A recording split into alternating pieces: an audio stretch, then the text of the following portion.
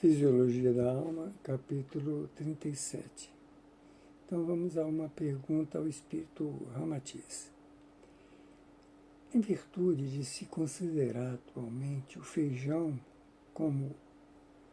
soja, como o alimento mais indicado para substituir e até superar nutrição carnívora, poderias nos dizer qualquer coisa a esse respeito?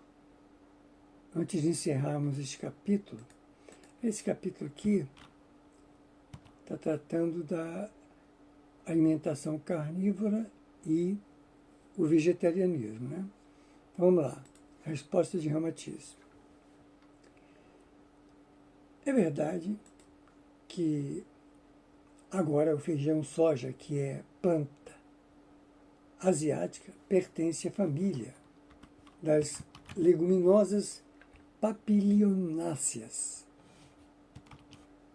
Começa a ser conhecido entre os ocidentais. Esse livro aqui é de quase 70 anos atrás, tá? Então, por isso que ele fala agora. Enfim. Trata-se, na verdade, de um dos mais completos alimentos, cuja fartura de proteínas vegetais apenas admiravelmente o abandono da alimentação carnívora, né?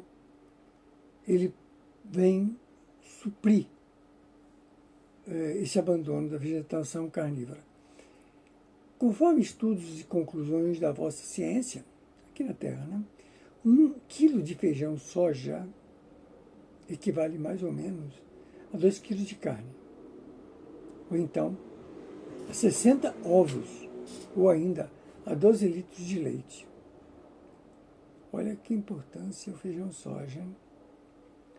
Há muito tempo é um dos alimentos mais conhecidos no Japão e na China e muitíssimo preferido nas zonas mais pobres de leite, ovos, queijos, carnes e peixe.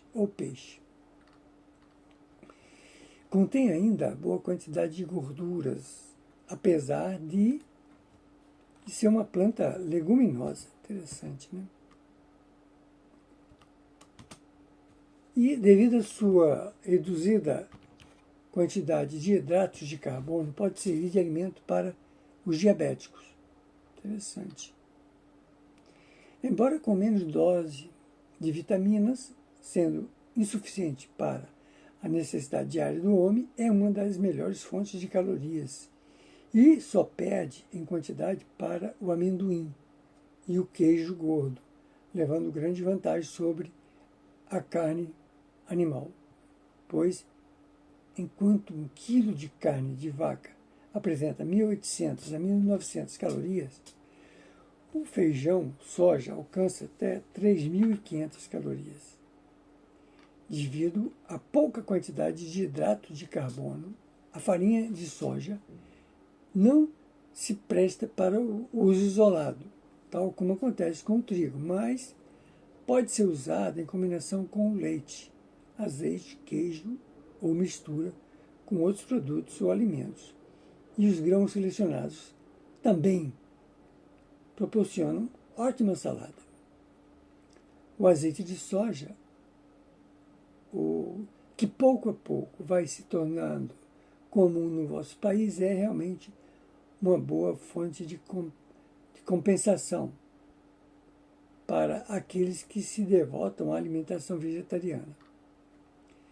Encerrando nossas considerações sobre a alimentação vegetariana, em que apresentamos dietas e recomendações já bastante comuns entre vós, sugerimos-vos a leitura e o estudo das obras publicadas ou publicações ou tratados que vos possam oferecer minúcias ou detalhes para o maior êxito da nutrição isenta da carne animal, que tanto afeta a saúde corporal como já é imprópria para o nível psíquico em que o homem atual está ingressado.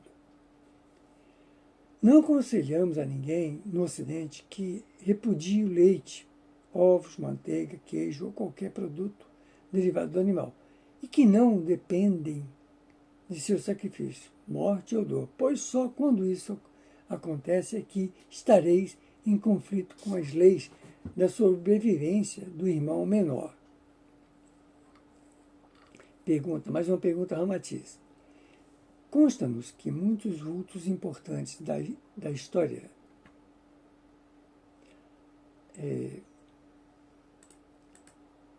vegetariana, né? Ou foram vegetarianos. Eu tenho que corrigir algumas coisas aqui. O que quer dizer que essa alimentação não é preferida apenas por aqueles que são mais sugestionáveis a tal doutrina. Não é assim? Então responde Atanagildo. Sem dúvida, deve ter sido vários os motivos pelos quais se fez a preferência vegetariana neste ou naquele sábio, cientista ou apenas líder espiritual. E o certo é que almas de escola, preferindo o vegetal sobre a carne, assim o fizeram, como Gandhi, Cícero, Sêneca, Platão, Pitágoras, Apolônio de Tiana, Bernard de Shaw, Epicuro, Helena Blavatsky, Annie Besant, Bernardine de Saint-Pierre, santos como Santo Agostinho, São Basílio, o Grande, né? São Francisco Xavier, São Bento, São Domingos, Santa Teresa de Jesus, São Afonso de Ligure, Inácio de Loyola, São Francisco de Assis, Buda, Krishna e principalmente Jesus, né? Assim como os membros das ordens religiosas, dos trapistas, os teosofistas, os yogis e inúmeros adeptos das seitas japonesas que se alimentam de arroz, mel e soja. Seria extensa a lista daqueles que já compreenderam que o homem continuará em desarmonia com as leis avançadas do psiquismo enquanto fizer do seu estômago um cemitério de vísceras conseguidas com a morte do infeliz animal. Bom, vamos ficando aqui, esse é o capítulo 37 do livro Fisiologia da Alma de Ramatiz.